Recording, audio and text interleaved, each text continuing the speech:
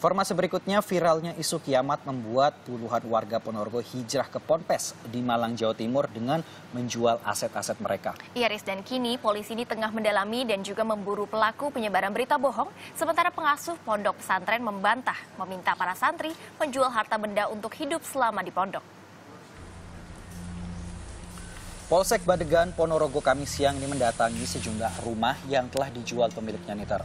Warga menjual rumah mereka untuk hijrah tinggal ke pondok pesantren Miftahul Falahil Muqtadin di Kasembon, Malang.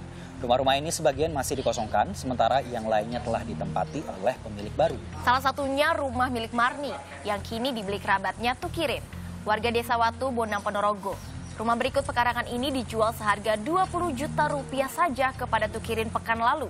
Setelah pembayaran, Marni langsung pergi ke Malang membawa serta 11 kerabatnya. Meski tak menyebut secara jelas mengenai isu kiamat, namun Marni tetap nekat pergi. Isu kiamat ini diduga dihembuskan oleh pimpinan aliran yang diikuti Marni, yaitu Thorikoh Musaas. Kepolisian telah memeriksa padepokan Thorikoh Musaas di rumah Katimun, namun polisi hanya menemukan padepokan dalam keadaan kosong. Sementara pihak Ponpes Miftahul Falahil Muqtadin Kasembon membantah telah meminta para santri menjual harta mereka selama menimba ilmu di Ponpes. Ya, pondok pesantren mengklaim hanya memberikan ajaran sesuai hadis dan Al-Quran tentang 10 tanda kiamat. Sebagai antisipasi, Ponpes menyarankan santri menyiapkan bahan makanan untuk setahun dan bila kiamat tidak terjadi akan dikembalikan.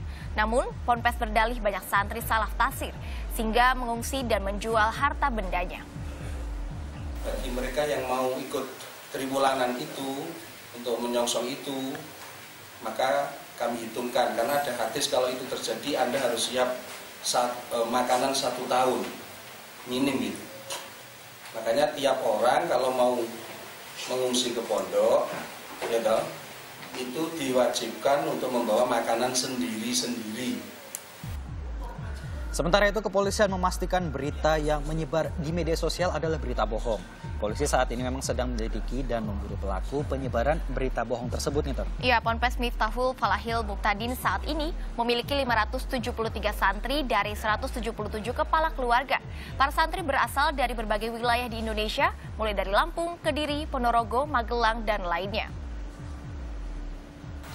Termasuk adanya anak-anak ataupun para santri disuruh menjual harta kekayaan dan diserahkan kepada pondok. Termasuk yang paling membuat mengerikan adalah anak-anak kelas 5 SD. Untuk kalau pada saat paceklik, dia akan memotong tangan adiknya untuk dijadikan santapan makanan. Nah, ini kan sesuatu informasi yang sangat menimbulkan rasa ketakutan.